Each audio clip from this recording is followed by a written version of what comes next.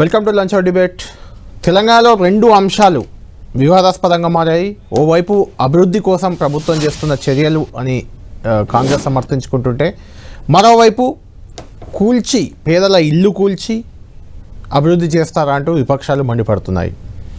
అటు ఖమ్మంలో మనం చూస్తున్నాం స్క్రీన్పై, ఖమ్మంలోని భూదాన్ భూముల్లో ఉన్న నిరుపేదల ఇల్లు, దాదాపు 1000 మంది నిరుపేదలు అక్కడ 32 ఎకరాల్లో కట్టుకున్నట్లు తెలుస్తుంది. వాళ్ళ ఇళ్ళని కూల్చేశారు. ఆ శిథిలాలు మనం చూస్తున్నాం. అక్కడ తీవ్ర ఉద్రిక్త పరిస్థితులు కనిపించాయి. భూదాన్ భూముల్లో ఉన్నారు కాబట్టి వాళ్ళని కూల్చేశాం, వాళ్ళకి హక్కులు లేవు అక్కడ అనేది ప్రభుత్వ వాదన. అవి ఎప్పుడో తమకు హక్కులు ఇచ్చారు, తమకు గతంలో కోర్టు జడ్జిమెంట్లు కూడా ఉన్నాయి. మంచినీటి సరఫరా, కరెంటు సరఫరా ఇవ్వాలని కూడా జడ్జిలు గతంలో ఆదేశించారంటూ బాధితులు చెప్తున్నారు. అదే కోర్టు ఆదేశాలంటూ ప్రభుత్వం అక్కడ జిల్లా కలెక్టర్ కూల్చేస్తున్న పరిస్థితి. అది ఖమ్మంలో సంఘటన. ఇక హైదరాబాద్ విషయానికి వద్దాం. హైదరాబాద్ పక్కనే మూసీ రివర్ ఫ్రంట్ పేరుతో ఖచ్చితంగా ఇది హైదరాబాద్ నగర రూపురేఖలు మార్చే ప్రాజెక్టుగా దీన్ని మనం చూడాలి. ఖచ్చితంగా టూరిజం పరంగా కానీ, హైదరాబాద్ అభివృద్ధిలో కానీ కీలకమైన పాత్ర అది పోషించే అవకాశం ఖచ్చితంగా భవిష్యత్తులో ఉండబోతుంది. అయితే అక్కడే గాంధీ సరోవర్, ఎక్కడైతే బాపు ఘాట్ ఉందో లంగర్ హౌస్ ప్రాంతంలో, అక్కడే గాంధీ సరోవర్ ప్రాజెక్ట్ అనేది ఒకటి చేపడుతుంది ప్రభుత్వం. దానికి సంబంధించి ప్రపంచంలోనే అతి ఎత్తైన గాంధీ విగ్రహాన్ని, ఇప్పటికీ 182 అడుగులు, దాదాపు 600 ఫీట్ల విగ్రహం గుజరాత్లో ఒకటి నిర్మిస్తున్నారు. గుజరాత్ గాంధీ, మహాత్మా గాంధీ పుట్టిన రాష్ట్రం అది. అక్కడ భారీ, అంటే ప్రపంచంలోనే ఎత్తైన విగ్రహంగా అదే ఉండబోతుంది. ఆ నిర్మాణం జరుగుతుంది. దాన్ని మించి అనే రీతిలో తెలంగాణలో కూడా ప్రభుత్వం ఒకటి నిర్మించబోతుందంటూ ఒక డిజైన్ కూడా బయట చక్కర్లు కొడుతుంది. అయితే దీనికి సంబంధించి ఇప్పటి వరకు ఎలాంటి ప్రకటన ప్రభుత్వం నుంచి అధికారికంగా లేదు. దానికి సంబంధించిన డిపిఆర్ లేదు.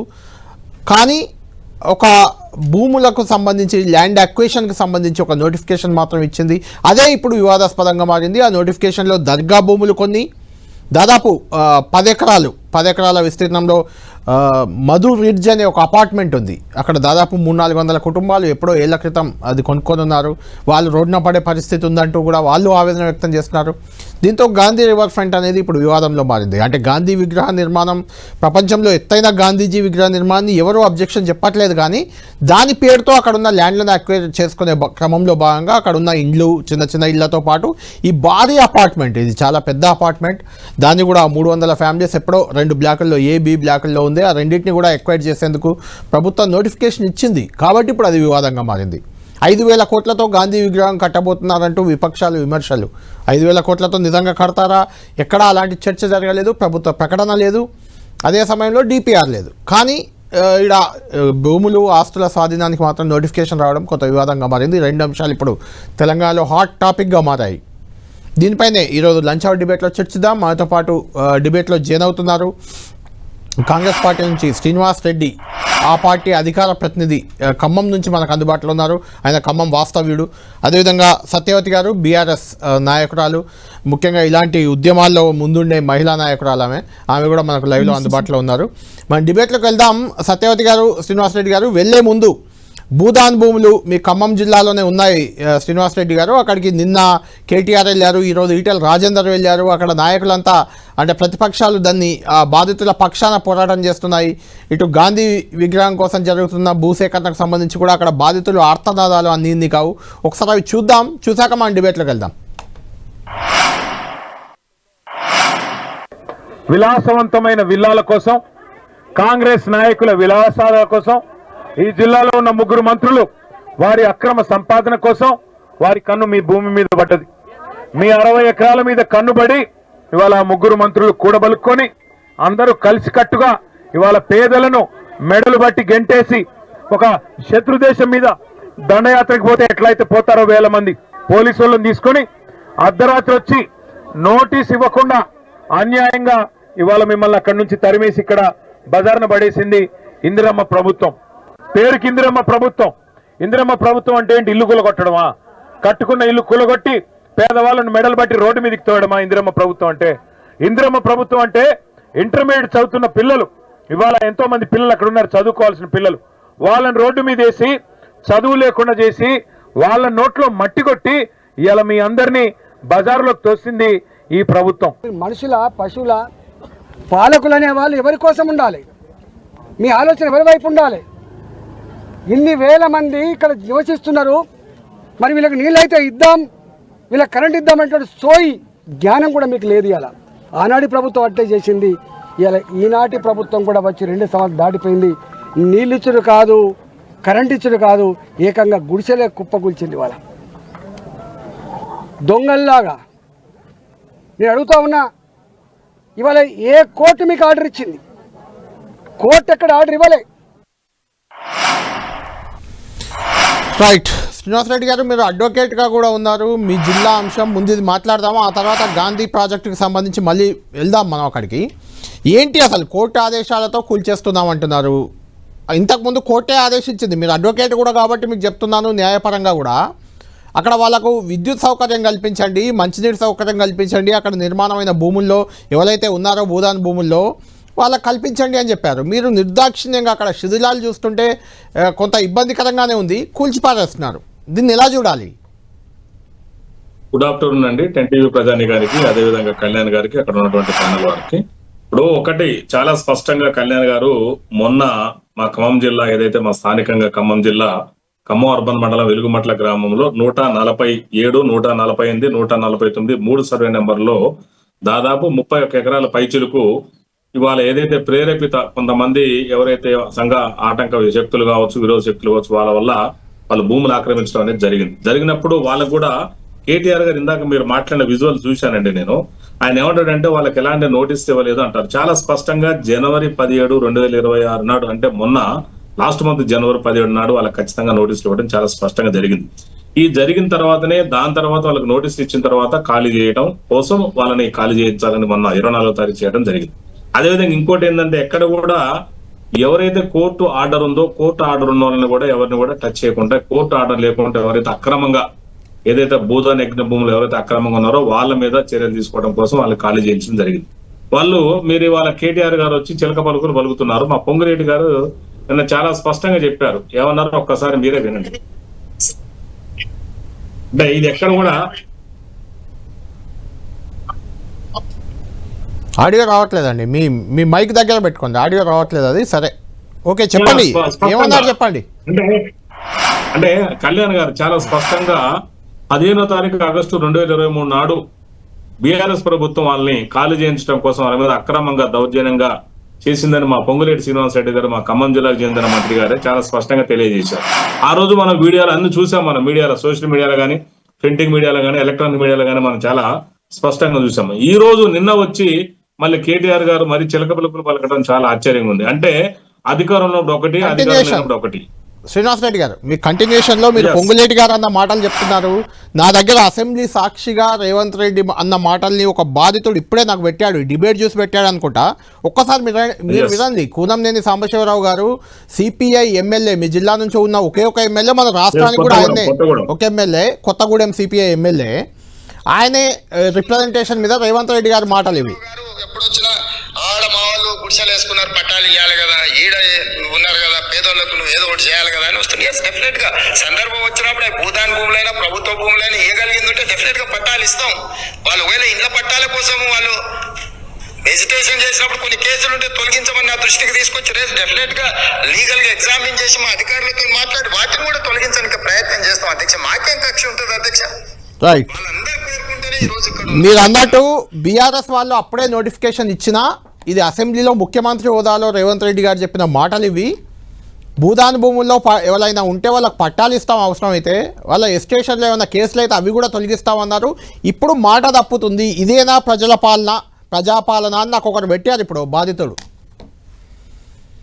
కళ్యాణ్ గారు అది రాంగ్. ఎందుకంటే రేవంత్ రెడ్డి గారు మాట ఇచ్చిన ప్రకారం ఏంటంటే ఎవరైతే ఆల్రెడీ కోర్టు కేసుకున్నారో కోర్టు కేసుకున్న వాళ్ళది ఎట్టి పరిస్థితి కూడా వాళ్ళ భూములు ఎక్కడ భూముల్లో ఒక నిమిషం, భూదాన్ భూముల్లో ఎవరైనా ఆక్యుపై చేస్తే, ఆక్రమించి గుడిసెలు వేసుకుంటే కూడా వాళ్ళకి పట్టాలు ఇస్తాం, వాళ్ళపై కేసులున్నా తొలగిస్తాం. ఇది ఆయన చెప్పిన మాట అసెంబ్లీలో. భూదాన్ భూముల్లో భూములు లేని వాళ్ళంటే ఆల్రెడీ ఇండ్లు లేని వాళ్ళకి ఏమైనా అవకాశం ఉంటే ఖచ్చితంగా పరిశీలిస్తామని సీఎం రేవంత్ రెడ్డి గారు చెప్పొచ్చు, నేనేం కాదనట్లే.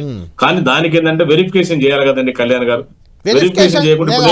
శ్రీనివాసరెడ్డి గారు వెరిఫికేషన్ చేయాలి. అందులో అంటే ఇప్పుడు మీరు కూల్చేసినవి మొత్తం వెరిఫై చేసి వాళ్ళకి ఇంకో దగ్గర ఇల్లు ఉన్నాయి కాబట్టి ఇక్కడ కూల్చేశారా? మీరు చెప్పేది అదేనా? వాళ్ళంతా వెరిఫికేషన్, వాళ్ళు చాలా మంది, కలెక్టర్ గారు కూడా మొన్న 25వ తారీఖు నాడు కలెక్టర్ గారు కూడా, మా కలెక్టర్ ఎవరైతే ఉన్నారో దురిశెట్టి ఆయన కూడా చెప్పారు క్లియర్ గా, అనుదీప్ గారు కూడా, ఇది లీగల్ గానే పోతున్నాము, మేము ఎక్కడ కూడా ఇల్లీగల్ లేదు, వాళ్ళన్ని వెరిఫై చేస్తాము, వాళ్ళకి నిజంగా అర్హతలు ఉంటే మాత్రం వాళ్ళకి ఇండ్లు ఇస్తాము, వాళ్ళకి ఇందరం ఇండ్లు ఇవ్వడం కూడా జరుగుతుందని చెప్పేసి మా పొంగులేటి శ్రీనివాస్ రెడ్డి గారు చెప్పారు. అదే విధంగా కలెక్టర్ గారు కూడా చెప్పారు. ఆ రోజు ప్రెస్ మీట్ పెట్టి కూడా చాలా స్పష్టంగా చెప్పారు. నిన్న మొన్న పొంగులేటి గారు మాట్లాడితే కూడా చూసాము.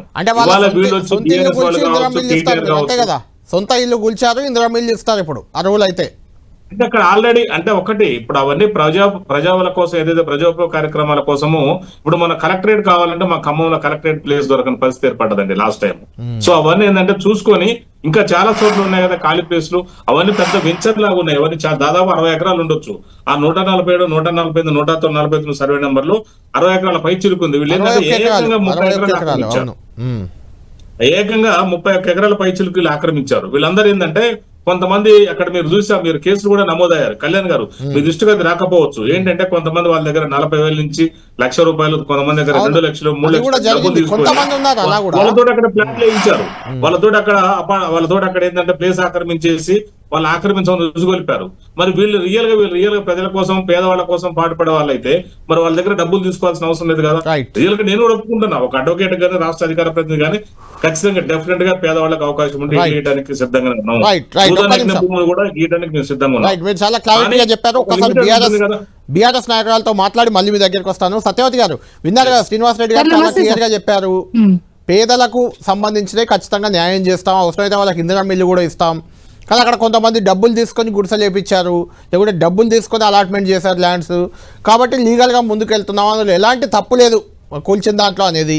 నిన్న కేటీఆర్ గారు వెళ్ళారు, ఈరోజు ఈటెల రాజేందర్ గారు వెళ్ళారు, ప్రజల పక్షాన మీరు పోరాటం చేస్తున్నామని చెప్తున్నారు.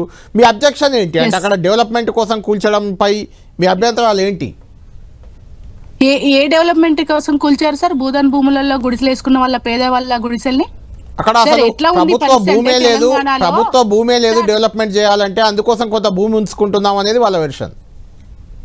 అవ్వచ్చు సార్, ఏ ప్రభుత్వాలైనా అభివృద్ధి కోసం, లేదంటే కలెక్టర్ ఆఫీసులు కట్టడానికో, లేకపోతే ప్రభుత్వానికి సంబంధించినటువంటి అభివృద్ధి కార్యక్రమాన్ని కొనసాగించడానికి, ప్రభుత్వ ఆఫీసులు కట్టడానికి భూమి సేకరణ అనేది అది ఏ ప్రభుత్వాలైనా చేస్తాయి. కానీ కొన్ని సంవత్సరాలుగా అక్కడ పేదవాళ్ళు గుడిసెలు వేసుకొని ప్రాపర్టీ ట్యాక్స్లు కట్టి పక్కా ఇళ్లు నిర్మించుకున్న వాళ్ళ ఇల్లులని నోటీసులు లేకుండా కూలగొట్టారు. అర్ధరాత్రి వచ్చి కూలగొట్టాల్సిన అవసరం ఏముంది?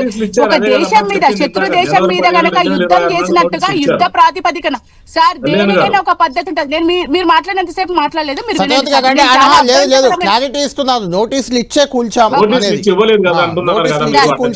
సార్ ఒక్క విషయం, నేను కేటీఆర్ గారితో నేను అక్కడికి వెళ్ళాను, ఆ ప్రాంతాన్ని నేను కూడా సందర్శించాను, చాలా మంది మహిళలతో మాట్లాడాను.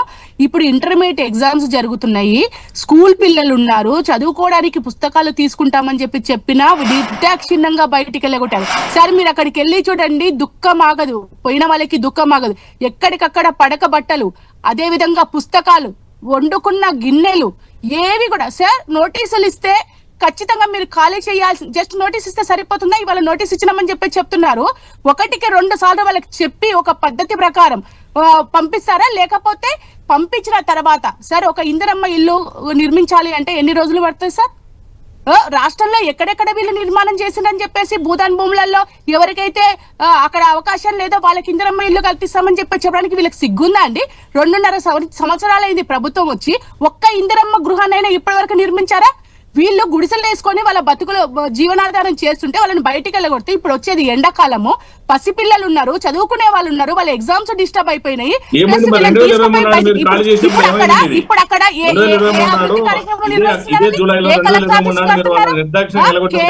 సార్ కళ్యాణ్ సార్ ఒకటి స్పష్టంగా నేను చెప్పదలుచుకున్నా, కేవలం 3 మంత్రులకు సంబంధించినటువంటి విల్లాలు అక్కడ నిర్మాణం జరుగుతుంది. ఆ చుట్టుపక్కల గుడిసెలు ఉంటే గనక వాళ్ళ విల్లాలకి ధర రాదని చెప్పేసి, వాళ్ళ భూములకు ధర రాదని చెప్పేసి చాలా నిర్దాక్షిణ్యంగా వాళ్ళను ఖాళీ చేయించారు. ఈ రోజు ఇది పచ్చి వాస్తవము. ఖమ్మంలో జరుగుతున్నది అదే, ప్రజలు మొత్తుకుంటున్నది అదే. ప్రాపర్టీ ట్యాక్సులతో సహా వాళ్ళు చూపించారు. మా ఇళ్ళని సత్యవతి గారు ఒక్క నిమిషం మీరు లైన్ లో ఉండండి. ఇది కాంగ్రెస్ బీఆర్ఎస్ పక్కన పెడితే ఈ ఇష్యూ మొత్తం, అంటే భూదాన్ భూముల వాళ్ళ కోసం, పేదల కోసం పోరాడిన కూనంనేని సాంబశివరావు గారు అసెంబ్లీలో కూడా లేవనెత్తారు ఈ అంశాన్ని. దానిపైన ఇప్పుడు రేవంత్ రెడ్డి రియాక్షన్ మీకు వినిపించింది. వారు లైన్లో ఉన్నారు. ఒకసారి కూనంనేని గారితో మాట్లాడి మళ్ళీ మీ దగ్గరికి వస్తాను. సాంబశివరావు గారు, మీ ఖమ్మంలో భూదాన్ భూముల కూల్చివేతలు, అక్కడ గుడిసెలు తీసేయడం దాదాపు 30-31 ఎకరాల్లో అది పెద్ద వివాదాస్పదంగా మారుతుంది. రోజు రోజుకు అది జటిలం అవుతుంది. ఇప్పుడే నేను రేవంత్ రెడ్డి గారి బయట ఎవరో నాకు పంపించారు. మీరు అడిగితేనే భూదాన్ భూములలో గుడిసెలు వేసుకున్న వారికి పట్టాలు ఇమ్మని అడిగారు, వాళ్ళపై కేసులు తీసేయమని అడిగారు. దానికైతే చాలా సానుకూలంగా పట్టాలు ఇస్తాం, కేసులు కూడా తీసేస్తామని అసెంబ్లీ సాక్షిగా చెప్పారు. ఇప్పుడు ఇదేంటి అనేది ఒక చర్చ జరుగుతుంది. ఏం చెప్తారు దీనిపై? ఇప్పుడు ఏదైనా ఇటువంటి సమస్య వచ్చినప్పుడు వాళ్ళతో ముందు బాధితులతో మాట్లాడాలి. అసలు ఆ స్థలం ఎంత మేరకు మీకు ఉపయోగం గవర్నమెంట్ కి చూసుకోవాలి. గవర్నమెంట్ కి ఉపయోగం లేనప్పుడు అసలు భూదానం అంటేనే, భూదాన ఉద్యమం అంటే పేదవాళ్ళకి భూమి దానమే కదా. ఆ రోజుల్లో వ్యవసాయ భూములు ఇచ్చారు. ఈ రోజుల్లో ఇళ్ల స్థలాల కోసం వేసుకుంటున్నారు. దాని మీద మీకు 58, 59 ఆ రెండు కూడా ఉన్నాయి కదా. 58, 59 కింద పేదవాళ్ళు ఎవరైనా ఉంటే వాళ్ళకి వాళ్ళు అర్హత ఉంటే, పేదరికం ఉంటే వాళ్ళని నిర్ధారించి వాళ్ళకి పట్టా ఇవ్వాల్సిన బాధ్యత కూడా ఉంది ప్రభుత్వానికి. రేవంత్ రెడ్డి గారు కూడా అదే చెప్పారు. అది ఎట్లా కూల్చాల్సిన అవసరం లేదని. ఇందులో కొంతమంది వాళ్ళు ఏం చెప్తారంటే అధికారులు, కొంతమంది మిస్యూజ్ చేశారు, లేకపోతే ఒకటి చోట నలుగురు 4 సీట్లు ఉన్నాయి ఒక్కోళ్ళకి, అటువంటి ఏమైనా పక్కన పెడదాం. కానీ నిజమైన బాధితులు ఉంటారు కదా, నిజమైన బాధితులకి ఖచ్చితంగా మీరు ఇప్పుడు న్యాయం చేయటం ఒక భాగం. ఇప్పుడు చేసే నష్టం ఇది ఒక కనువిప్పు కావాలి ప్రభుత్వానికి. ఎందుకంటే ఇట్లా రాష్ట్రంలో పోతే కొన్ని వేల లక్షల ఇళ్ళు ఉంటాయి. ఇది అవన్నీ చేస్తే మీ గవర్నమెంట్ కే ఇబ్బంది అయింది. మంచి ఆలోచన చేయాలి తప్పితే ఎవరో అధికారులు చెప్పారని. ఈవెన్ ఒకవేళ కోర్టు ఆర్డర్ వచ్చింది అనుకోండి, కోర్టు ఆర్డర్ వచ్చి కోర్టులో ఫైట్ చేయండి. మళ్ళీ మీరు అప్పీల్కి వెళ్ళండి గవర్నమెంట్ పేదాల తరఫున, మంచి పేరు వస్తుంది మీకు. ఇవన్నీ చేయకుండా ఏకపక్షంగా కనపడుతుంది. చాలా మంది ఆడపిల్లలు ఏడుస్తా ఉంటే బాధాకరంగా ఉంటాయి. దానిలో కొంతమంది ఉండొచ్చు, కొంతమంది ఏంటంటే స్థలాలు ఇస్తామని డబ్బులు వసూలు చేసేవాళ్ళు. అందుకని ఓ చెడ్డాడి కోసం మంచి వాళ్ళు కూడా బలి చేయాల్సిన అవసరం లేదు. ఈ రెండో అంశం ఏంటంటే వీళ్ళు ఆ ఖమ్మం వాళ్ళు కాదు, పక్కన ఎక్కడి నుంచి వచ్చారు అంటే బతకడానికే కదా వచ్చింది, వేరే దేశాల వాళ్ళు కాదు కదా వచ్చింది. వాళ్ళు ఖమ్మం కానీ, ఖమ్మం చుట్టుపక్కల కానీ, లేకపోతే పక్క జిల్లాల్లో కానీ వచ్చారంటే పని చేసుకోవడానికి వచ్చినట్లు ఖమ్మం. అందువల్ల ఇవన్నీ టెక్నికల్ రీజన్ పెట్టి వాళ్ళకి అన్యాయం చేయొద్దని మేము ప్రభుత్వాన్ని కోరుతున్నాను.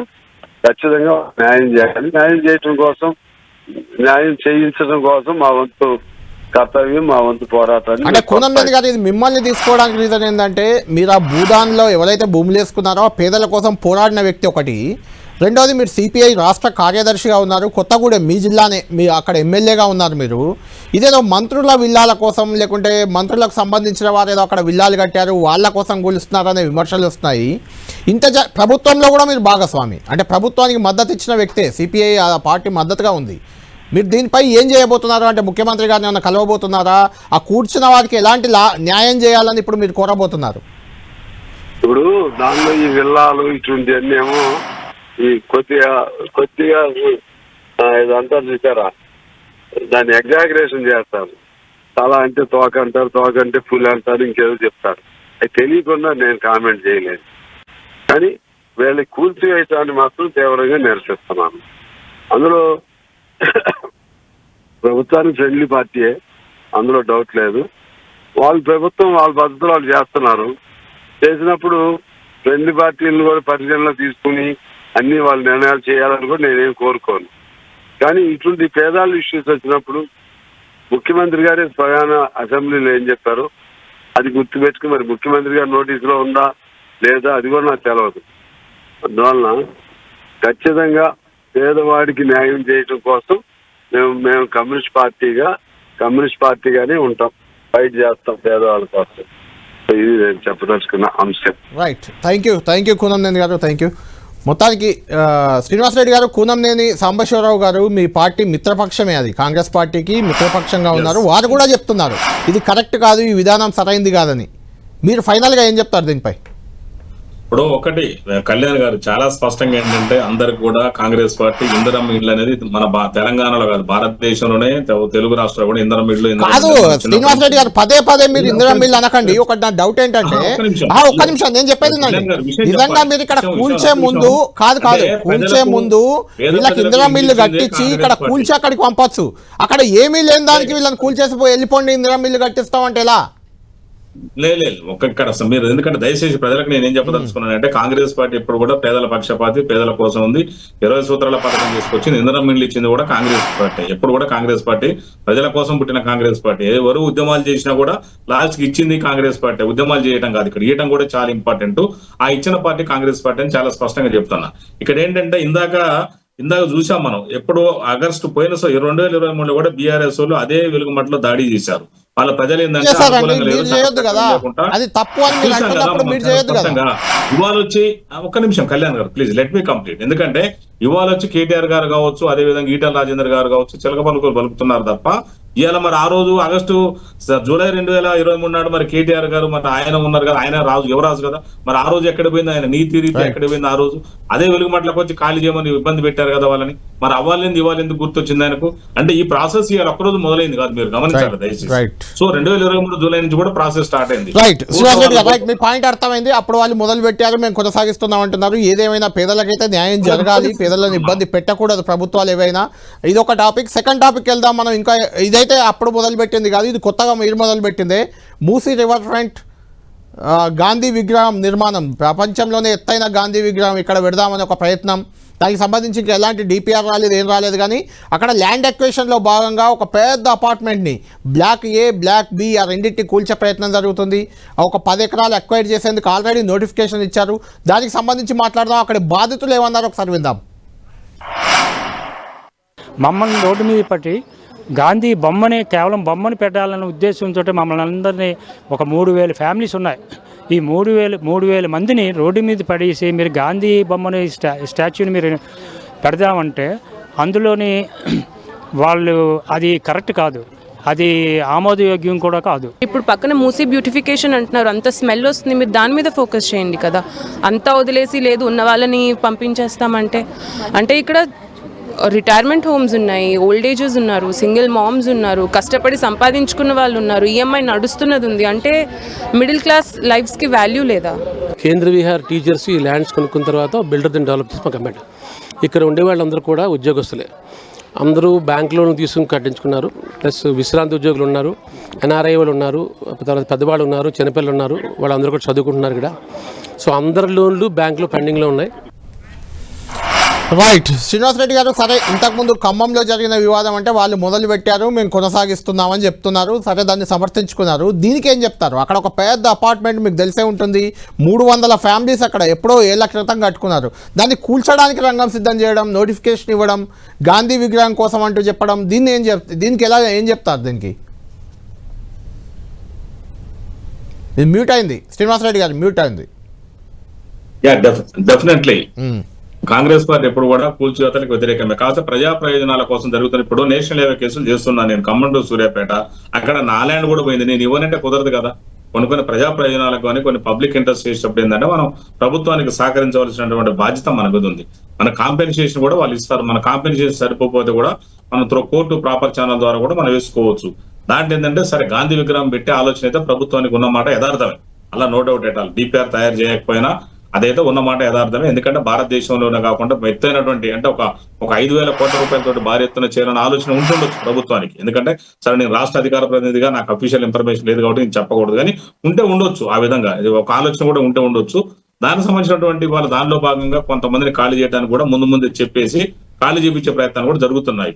దాని అందరూ కూడా ప్రజలు కూడా సహకరిస్తే బాగుంటుందని కూడా నా ఉద్దేశం. ఎందుకంటే దానికి సంబంధించినటువంటి ఏదైతే అన్యాయం జరిగిందో వాళ్ళకి సంబంధించినటువంటి న్యాయం చేయడానికి కూడా ప్రభుత్వం ఎప్పుడు సిద్ధంగా ఉందని కూడా నేను చాలా స్పష్టంగా తెలియజేస్తాను. ఒక్క నిమిషం లైన్లో ఉండండి. సత్యవతి గారు ఏం చెప్తారు? గాంధీ విగ్రహానికి సంబంధించి కూడా ఒక పెద్ద వివాదం, అది ప్రపంచంలో ఎత్తైంది. ఆల్రెడీ గుజరాత్లో ఆయన పుట్టిన రాష్ట్రంలో కడుతున్నారు. 182 ఫీట్లు ఏదో ఉన్నట్టుంది, 600 ఫీట్లు 182 అడుగులేదో. దాన్ని మించి కట్టాలనే ప్రయత్నాన్ని మీరు ఎందుకు, అంటే మీరు కూడా కట్టారు కదా అంబేద్కర్ విగ్రహాన్ని, చాలా పెద్ద అంబేద్కర్ విగ్రహం, హైటెక్, అక్కడెక్కడ ఐమాక్స్ పక్కన కట్టారు. ఇక్కడ గాంధీ విగ్రహం కడతామంటున్నారు, దాన్ని కూడా మీరు అభ్యంతరం చెప్తే ఎట్లా అనేది ఒక విమర్శ. సార్ అంబేద్కర్ విగ్రహ నిర్మాణము ఏ ఇండ్లు కూలగొట్టలేదండి. పైసా కూడగట్టుకొని బ్యాంకు లోన్లు కడుతూ ఉద్యోగాల్లో చేసిన ఉద్యోగ డబ్బులు ఏవైతే ఉన్నాయో వాటిని జమ చేసుకొని కట్టుకున్న వాళ్ళ పొట్ట కొట్టేసి వాళ్ళ ఇళ్లను కూలగొట్టి అంబేద్కర్ విగ్రహం కట్టలేదు. ఎలాంటి ఇబ్బందులు లేని ప్లేస్ లోనే అంబేద్కర్ విగ్రహము చాలా అత్యంత ప్రతిష్టాత్మకంగా కట్టడం జరిగింది. అది ప్రజలందరూ కూడా హర్షించారు. ఎవరికి నష్టం జరగలేదు. అందరూ అప్రిషియేట్ చేసే పని చేసిండ్రు కేసీఆర్ గారు. ఒకటి. రెండోది గాంధీ విగ్రహము పేరుతో ఇవాళ జరుగుతున్న దోపిడీని గాంధీ మనవడే వ్యతిరేకించారండి. అహింసా మార్గాన్ని అవలంబించినటువంటి గాంధీ గారి విగ్రహము ఈ రోజు ఆ ఇళ్లను కూల్చివేసి కట్టాల్సిన అవసరం లేని చెప్పేసి వాళ్ళ మునిమేడ గారే ప్రకటించారు. రెండవది మూసీకి సంబంధించినటువంటి ప్రాజెక్టు మా దాంట్లోనే వేయడం జరిగింది. కానీ ఏ ఇల్లులో కూడా ధ్వంసం చేయకుండా ఎలాంటి నష్టం జరగకుండా ప్రజలకి ఆ ప్రాజెక్టును చేపట్టాలని చెప్పేసి కూడా బీఆర్ఎస్ గవర్నమెంట్ గతంలో ఆలోచించిన మాట వాస్తవం. కానీ ఈ రోజు పరిస్థితి ఎట్లుందంటే తెలంగాణలో రోమ్ నగరం తగలబడిపోతే నీరవ్ చక్రవర్తి ఫిడేలు వాయించినట్టుగా ఇవాళ రేవంత్ రెడ్డి గారు అంత హ్యాపీగా చాలా సంతోషంగా ఉన్నారు. పేదలేమో బయటపడి వాళ్ళ బతుకులు ఛిద్రమైనవి అని చెప్పేసి బాధపడుతుంటే స్టూడెంట్స్ బయటకు వచ్చి మాకు ఎగ్జామ్స్ ఉన్నాయి, మమ్మల్ని ఇబ్బంది పెట్టకండి ఈ సమయం చెప్పేసి వేడుకుంటుంటే అటువైపు విశ్రాంత ఉద్యోగులు కావచ్చు, అట్లాగే ఏదైతే వాళ్ళ తదనానంతరం అంటే వాళ్ళ లైఫ్ హ్యాపీగా సంతోషంగా జీవించాలి 60 ఏళ్ల తర్వాత ఎవరైతే విశ్రాంతి తీసుకునే వాళ్ళు ఉన్నారో వాళ్ళు బతలాడినా ఎవ్వరు బతలాడినా కానీ దాని మీద ఒక నిర్ణయం తీసుకోకుండా చాలా నీచంగా వ్యవహరిస్తున్నారు. రెండోది అసలు మూసీ అనేది కాంగ్రెస్ ప్రభుత్వం వాళ్ళ మేనిఫెస్టోలో లేదండి. కానీ వాళ్ళు ఎందుకు తీసుకొస్తున్నారు అని అంటే రాహుల్ గాంధీకి, ప్రియాంక గాంధీకి, ఆ కుటుంబానికి కొన్ని వేల కోట్ల రూపాయలు ఇవ్వడానికి మేము సిద్ధంగా ఉన్నామని చెప్పినటువంటి మాటని నిలబెట్టుకోవడం కోసం